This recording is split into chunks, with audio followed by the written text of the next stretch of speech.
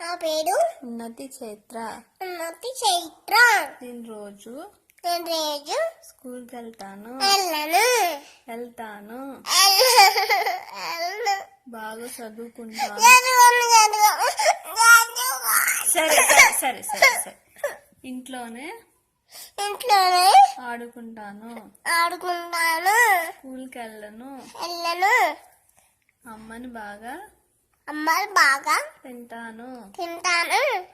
స్కూల్కి మాత్రం వెళ్ళను.